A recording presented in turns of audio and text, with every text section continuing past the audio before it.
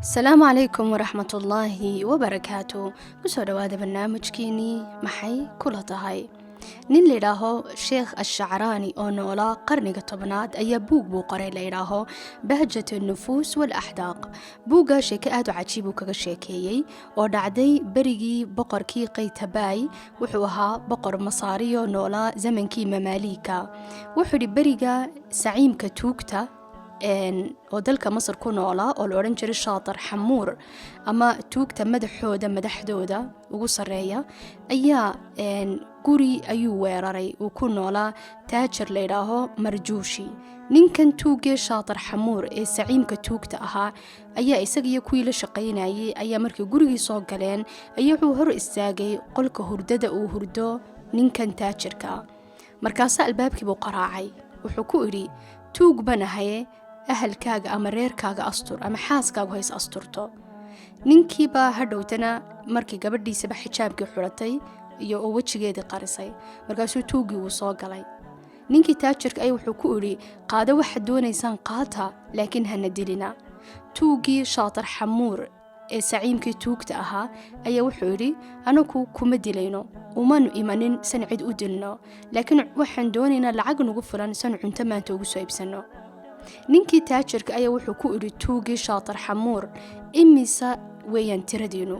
wuxuu ku yiri 10 banahay oo anigu aan ku jiro. wuxuu u soo saaray 10,000 oo dirham.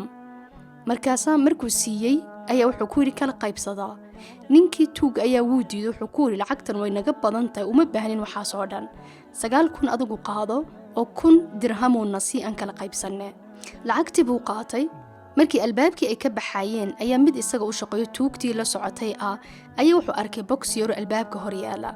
wuu qaato wuxuu yiri sonkor baa ku jirta. berigaana sonkortu qaali bay ahayd oo dadka lacagta leh ayuunba sonkorta haysan jiray. intuu qaatay buu farta galiyay wuu dhadhamiyay waxay soo baxday milix. markaas saciimkii tuugta Shaatar Xamuur ayaa wuxuu ku yiri waa milix sonkor maaha. wuxuu ku yiri dib u noqda. isagiyo ciidankii la socotay oo dhan dib buu celi. wuxuu ku yiri dib u noqda. sababtu waxa weeyaan barigaas Masar waxa jiray dhaqan oo qofka gurigiisa milix iyo khubis aad ka cuntid ama milix iyo roodhi waxna ka xadan hana khaa'imin ha ku qoslina ha qashinina. intuu u soo noqday taajirkii ayuu wuxuu ku yiri qaado 1,000 dirham. markuu u soo celiyay ayuu wuxuu ku yiri waayo baxaa dhacay. wuxuu ku yiri gurigaaga milix baan ka cunay. marka maadaama milixan ka cunay gurigaaga de kuma khiyaameyn karno lacagna kaama xadi karno. ninkii taajirka ayaa ku yiri iska qaado saamax baad iga tahay. uu ka diiday oo sidii buu albaabkii ay uga baxeen isaga ciidankiisii. berigii zamankii Cabbaasiyiinta ayaa waxa jiray nin kale tuugo la yiraaho Adham bin Casqala. Adham bin Casqala wuxuu ahaa saciimka tuugta ee ku noolaa dalka ku noolaa Ciraaq ama berigii zamankii Cabbaasiyiinta.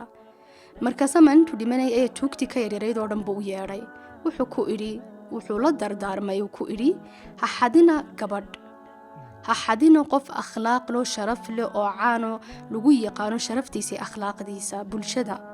ha xadina caalim diin oo dadka cilmiga bara. hadaa guri u soo dhacdaan oo wax ka xadaana badh uga taga reerka guriga saanay u gaajoonin badhna idinku qaata. taas bahayd akhlaaqdii tuugta berigii Cabbaasiyiinta iyo berigii hore mamaaliika ama Shaatar Xamuur ama Adham bin Casqala ha noqdaan. tuuganimadu wax cid ay aqbalaysa maaha waana wax aad xumo diintun aanay ogolayn.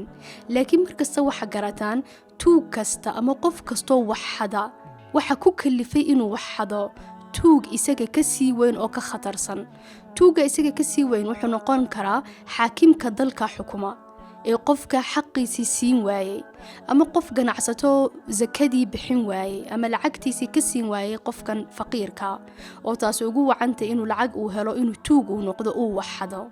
barigoor haday ahayd akhlaaqda dadka tuugta ee ku noolayd tolow tuugta samankan ku noolee waxada akhlaaqdooda waa sidee marka la isbarbar dhigo.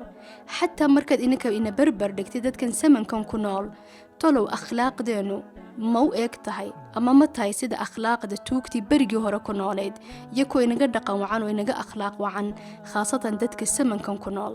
idinkana maxay idinla tahay. waa mahadsantiin.